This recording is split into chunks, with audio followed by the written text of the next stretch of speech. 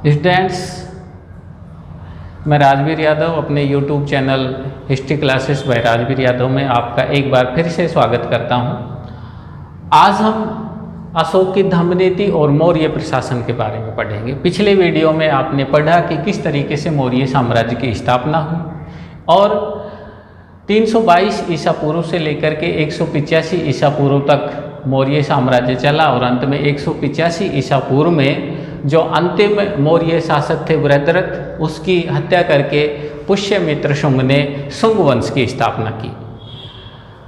तो आज हम अशोक की धम्म नीति के बारे में पढ़ेंगे। अशोक की धम्म क्या था? अशोक ने अपनी प्रजा के नैतिक उत्थान के लिए कुछ आचार संहिताओं का संकलन करवाया था, वो अशोक की धम्म नीति कहलाती है। अशोक के जो शिलालेख है उसमें शिलालेख नंबर 2 और 7 में अशोक के धम्म का स्पष्ट उल्लेख प्राप्त होता है। अशोक के धम्म की प्रमुख विशेषताएं क्या थी? पहला था सहिष्णुता। अशोक ने धार्मिक सहिष्णुता पर बहुत अधिक बल दिया। शिलालेख नंबर 12 में धार्मिक सहिष्णुता के उल्लेख करते हुए अशोक कहता है कि किसी भी प्रकार के मत और संप्रदाय में किसी भी प्रकार का हमें भेदभाव नहीं करना चाहिए। आज के दृष्टिकोण से देखें तो सहिष्णुता की प्रासंगिकता आज भी बहुत अधिक बनी हुई है। दूसरा है अहिंसा। अशोक ने कलिंग युद्ध के बाद ही जो हिंसा की नीति थी उसका परित्याग कर दिया। किसी भी रूप में उन्होंने हिंसा को नहीं अपनाया और उन्होंने जो पशु बलि थी या अन्य प्रकार के जो भी हत्याएं थी या व्याभिचार था उन पर रोक लगा दिया था। तीसरा है आडंबरहीनता। अशोक किसी भी प्रकार का दिखावा और आडंबरवाद में विश्वास नहीं रखते थे, इसलिए उन्होंने पशु बलि, जादू टोना इत्यादि जो क्रियाकलाप थे, जो कर्मकांड थे, उन पर रोक लगा दी थी। चौथा है लोक कल्याण। अशोक ने अपने धम्म में सबसे ज़्यादा लोक कल्याण पर बल दिया कि अगर लोक कल्याण अधिक से अधिक होगा, जनता का ज़्यादा से ज़्यादा नैतिक उत्थान होगा। लोक कल्याण के लिए उन्होंने कुएं खुदवाए, बाग लगवाए, नए शहर बसवाए, कृषि का विकास किया, सरायों का निर्माण कराया, हॉस्पिटल्स का निर्माण करवाया। इस तरीके से अशोक ने लोक कल्याण के पर बहुत अधिक बल दिया। पांचवा था नैतिकता। अशोक ने अपने धम्म पर सबसे अधिक जो बल था वो नैतिकता पर दिया। अशोक चाहते थे कि लोगों का जो नैतिक उत्थान है वो अधिक से अधिक हो, किसी भी प्रकार का व्याभिचार और नैतिक पतन जनता के बीच में नहीं रहे। अब बात करते हैं कि अशोक ने अपनी धम्म नीति के क्रियान्वयन के लिए क्या कार्य किया। अशोक ने अपने धम्म नीति के क्रियान्वयन के लिए शिलालेखों का उत्कीर्ण करवाया और शिलालेखों को उन्होंने ऐसे स्थानों पर लगाया जहाँ पर कि जो लोग थे आसानी से उन शिलालेखों के अध्ययन कर सकें और उनको अपने जीवन में ढाल सकें। दूसरा, उन्होंने जो धम्म आयोग जगह जगह पर भेजे, जो लोगों की जो नैतिक उत्थान था उसके लिए कार्य करते थे। तीसरा, अशोक स्वयं धम्म के कल्याण के लिए, लोगों के कल्याण के लिए प्रजा के बीच में जाते थे। चौथा, धम्म महापात्रों की नियुक्ति की, जो प्रत्येक 5वें वर्ष और 30वें वर्ष लोगों के बीच में जाते और उनके नैतिक उत्थान के लिए कार्य करते थे। देश विदेश में भी उन्होंने धम्म प्रचार के लिए अपने लोगों को विदेशों में भी भेजा। तो इस तरीके से अशोक ने धम्म नीति के क्रियान्वयन के लिए कार्य किया। अब हम देखते हैं कि अशोक का जो धम्म था उसके बारे में विभिन्न जो इतिहासकार हैं उनकी क्या राय है। तो इसमें सबसे पहले नाम आता है इतिहासकार फ्लेट। फ्लेट महोदय जो है अशोक के धम्म को उनका राजधर्म बताते हैं। राधा गोमद मुखर्जी इसको अशोक का सार्वभौम धर्म बताते हैं।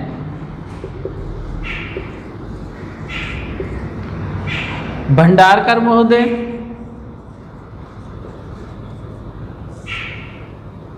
इसको उपासक बौद्ध धर्म बताते हैं।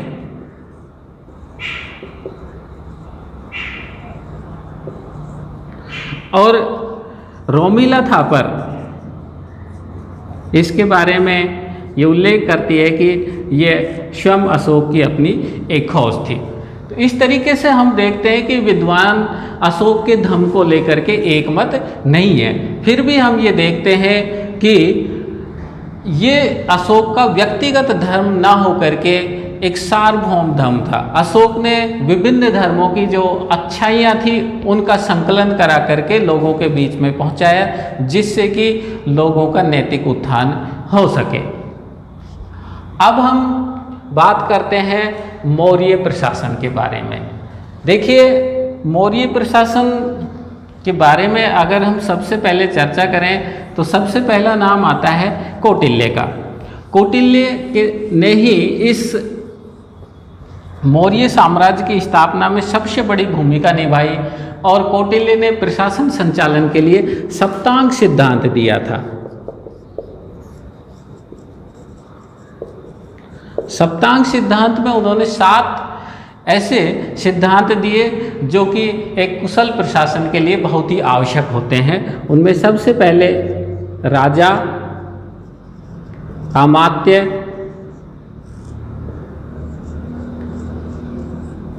राष्ट्र, दुर्ग, कोष, बल व मित्र, इनके बारे में जो चाणक्य थे उन्होंने बताया कि राजा कैसा होना चाहिए, राजा के क्या कर्तव्य हैं, राजा को कौन से कार्य करने चाहिए, किन कार्यों से बचना चाहिए, राजा के जो अमात्य होते हैं, मंत्री होते हैं, वो कैसे होने चाहिए, उनकी नियुक्ति किस प्रकार से की जानी चाहिए और अमात्यों के क्या कार्य होने चाहिए।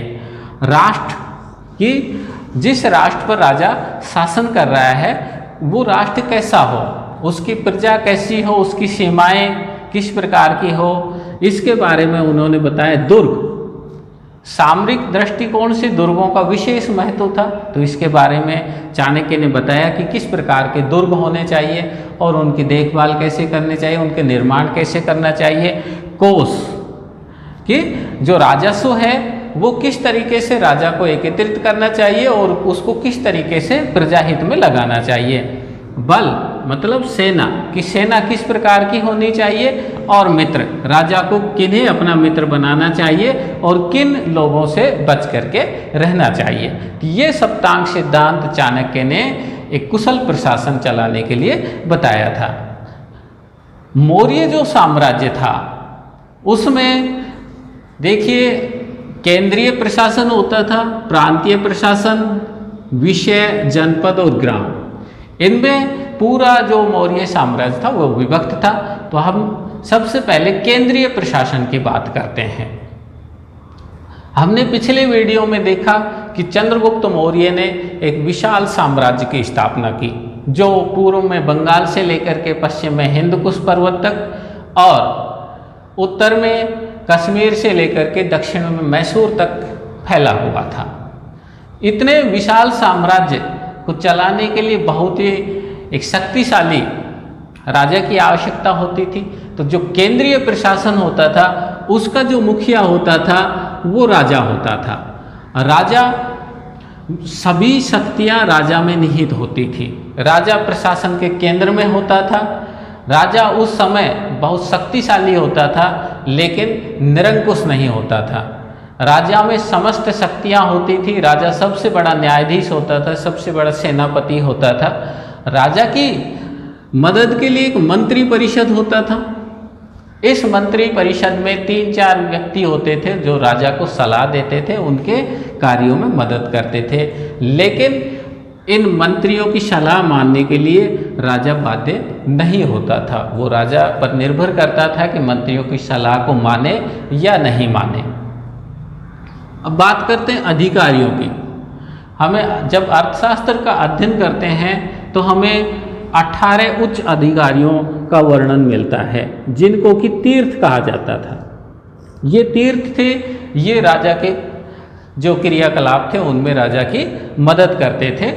प्रमुख तीर्थों में अगर हम बात करें तो जैसे समाहर्ता, सन्निधाता,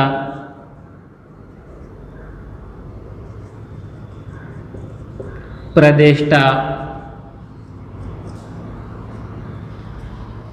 व्यवहारिक,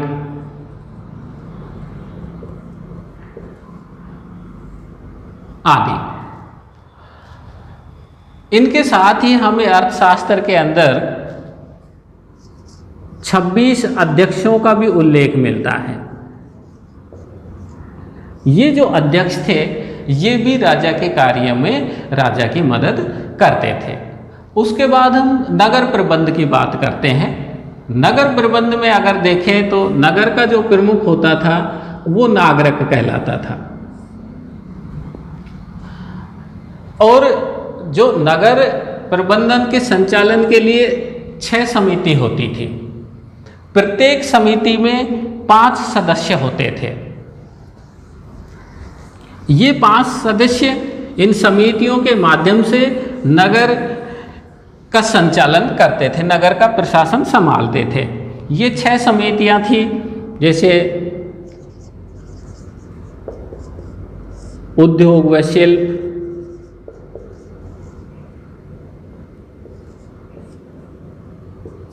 जनसंख्या समिति, व्यापार वाणिज्य,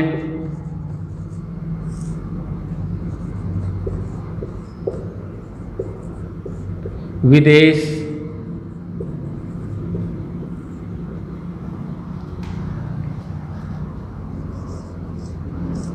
कर समिति और क्रय विक्रय निरीक्षण समिति। तो इन समितियों के माध्यम से ही जो नगर का प्रशासन था वो संचालित किया जाता था। गुप्तचर व्यवस्था के बारे में देखें तो देखिए, उस समय गुप्तचरों को गूढ़ पुरुष के नाम से जाना जाता था। गुप्तचर व्यवस्था की आवश्यकता क्यों पड़ी कि राष्ट्र में कहीं पर भी किसी भी प्रकार का कोई विद्रोह नहीं हो, कोई षड्यंत्र राजा के खिलाफ नहीं रचा जाए, और किसी भी प्रकार का कोई वहाँ पर ऐसा गलत कार्य नहीं हो जिससे कि राष्ट्र पर और राजा पर गलत प्रभाव पड़े। इसलिए राजा ने गुप्तचर व्यवस्था की स्थापना की। इन गुप्तचरों का प्रमुख कार्य होता था गोपनीय सूचनाएं एकत्रित करके तुरंत राजा के पास में पहुंचाना। तो उस समय 2 प्रकार के गुप्तचर होते थे। पहला होता था संस्था और दूसरा होता था संचारा।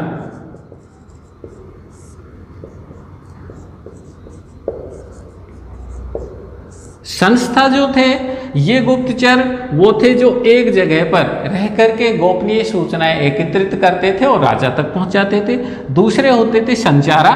संचारा होते थे ये जगह जगह पर घूम करके गोपनीय सूचनाएं एकत्रित करके और फिर राजा के पास में पहुंचाते थे। तो इन गुप्तचरों के माध्यम से जो प्रशासन था वो बहुत ही चुस्त दुरुस्त रहता था। किसी भी प्रकार की कोई गड़बड़ होने की संभावना बहुत कम रहती थी। गुप्तचर मंत्रियों की भी सूचनाएं एकत्रित करते थे और जो अन्य कर्मचारी होते थे उन सभी की सूचनाएं एकत्रित करके राजा तक पहुंचाते थे। सेना, जिस तरीके से नगर प्रबंध होता था 6 समितियों के द्वारा, उसी तरीके से 6 समितियों के द्वारा ही सेना का संचालन होता था। सेना के संचालन के लिए भी 6 समितियां होती थी। प्रत्येक समिति में 5 सदस्य होते थे। सेना में जो 6 समितियां थी वो इस प्रकार थी: पैदल सेना, आशु सेना समिति, हस्ती, रथ, नौसेना और यातायात। ये जो समितियां थी ये जो सेना के संचालन का कार्य करती थी। अब बात करते हैं न्याय व्यवस्था की। न्याय व्यवस्था मौर्य काल की प्रमुख विशेषताओं में से एक थी। न्याय व्यवस्था को मौर्य काल में बहुत ही सुदृढ़ बनाया गया, क्योंकि अशोक की जो धर्म की प्रमुख नीतियां थी उसमें था कि लोगों को सही समय पर उचित न्याय मिल सके। न्याय में किसी भी प्रकार की कोई देरी नहीं होनी चाहिए। तो 2 प्रकार के न्यायालय उस समय वहाँ पर होते थे, जिसमें एक था कंटक शोधन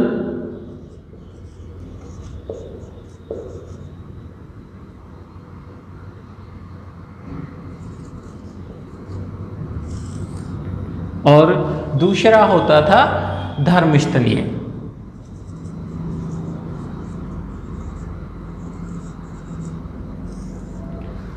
कंटक शोधन में फौजदारी मुकदमों की सुनवाई होती थी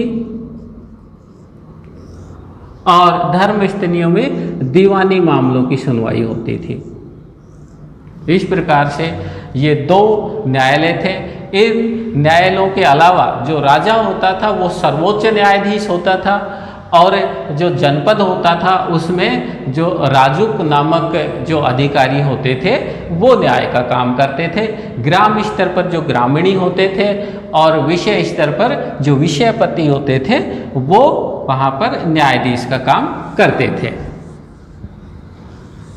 इसके बाद हम राजस्व के बारे में बात करें तो देखिए उस समय राजस्व का जो प्रमुख स्रोत था वो भूमि कर था। भूमि कर जनता से उनके कुल उपज का 1/6 वसूल किया जाता था। इसके अलावा जो व्यापार कर था या आयात निर्यात कर था उनसे भी राजकीय आय होती थी। इनके अलावा जो वन उपज होती थी उनके द्वारा भी राजा की आय प्राप्त होती थी। तो इस तरीके से हम देखते हैं कि कैसे जो मौर्य केंद्रीय प्रशासन था वो संचालित था। प्रांतीय व्यवस्था की अगर बात करें तो जो पूरा मौर्य साम्राज्य था वो 5 प्रांतों में विभक्त था। ये जो 5 प्रांत थे इनमें प्रारंभ में 4 ही प्रांत थे, लेकिन जब अशोक ने कलिंग को विजित कर लिया तो फिर 5 प्रांत हो गए थे। तो इनमें पहला आता है उत्तरापथ, दूसरा दक्षिणापथ,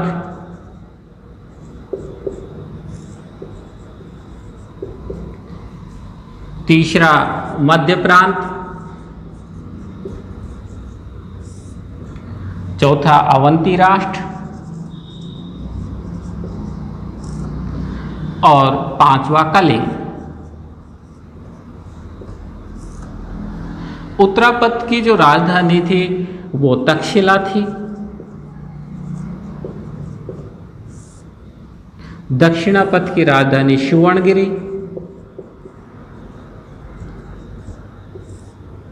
मध्य प्रांत की राजधानी पाटलिपुत्र, अवंती राष्ट्र की राजधानी उज्जैनी और कलिंग की राजधानी तौसली। ये 5 प्रांत थे। इन प्रांतों की जो शासन व्यवस्था थी वो जो मौर्य शासक होते थे उनके बिल्कुल जो नज़दीकी व्यक्ति होते थे उनके द्वारा या राजकुमारों के द्वारा इनका संचालन किया जाता था। अब बात करते हैं विषय। जिस प्रकार से आधुनिक समय में जो जिले होते हैं उसी तरीके से मौर्य काल में विषय होता था और विषयों का जो प्रशासन होता था वो विषयपति के द्वारा संचालित किया जाता था। जनपद आधुनिक जो तहसील होती है उसी स्तर पर मौर्य काल में जनपद होते थे और जनपदों की जो शासन व्यवस्था होती थी वो प्रदेष्टा, राजुक और युक्त नामक अधिकारियों के द्वारा संचालित होती थी जो भूमि न्याय और लेखा संबंधी कार्य करते थे। ग्राम स्तर की बात करें, ये मौर्य प्रशासन की सबसे छोटी इकाई थी और ग्राम स्तर का जो मुखिया होता था वो ग्रामीणी होता था। वो ग्राम की समस्त व्यवस्थाओं को संचालित करता था। अब देखते हैं हम अशोक के अभिलेख। तो अशोक के हमें 3 प्रकार के अभिलेख प्राप्त होते हैं। इन अभिलेखों में सबसे पहले आता है शिलालेख।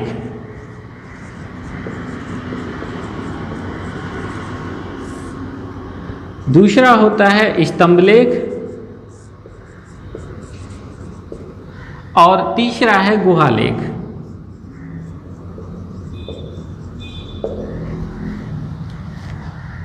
अशोक के जो अभिलेख थे इनकी सबसे पहले खोज की थी टिफेंटेलर नामक अंग्रेज अधिकारी ने 1750 ईस्वी में।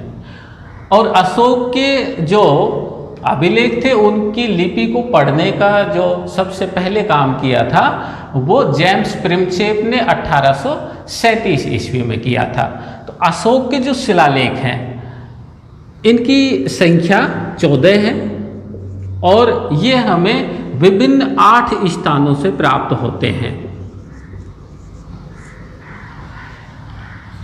शाहबाजगढ़ी, मानसेरा, ये 2 शिलालेख पाकिस्तान में है वर्तमान में, और इनकी जो लिपि है वो खरोष्टी लिपि है।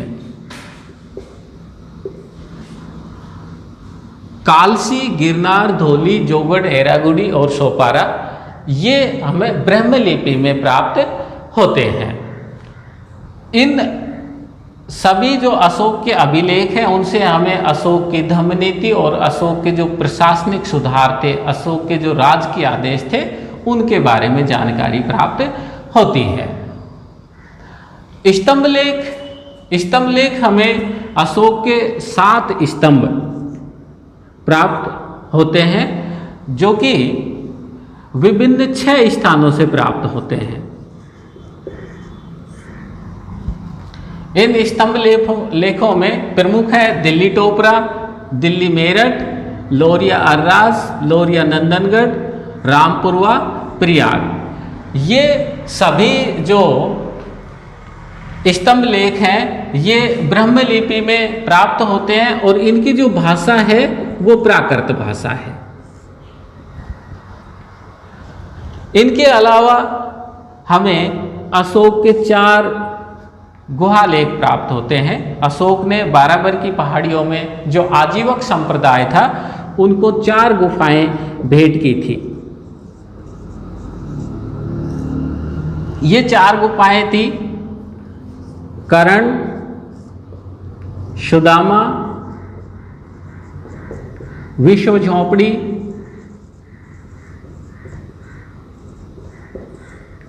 और चौपाट। इन गुफाओं के जो अंदर शिलाएं हैं उन पर हमें अशोक के लेख प्राप्त होते हैं और इससे ये भी जाहिर होता है कि किस तरीके से अशोक ने सहिष्णुता की नीति अपनाई, क्योंकि अशोक ने जो आजीविक संप्रदाय के जो लोग थे उनके रहने के लिए, उनके आवास के लिए ये गुफाएं बना करके दी थी।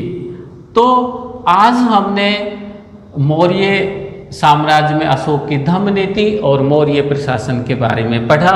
हमारा जो अगला वीडियो आएगा वो गुप्त काल के लिए आएगा।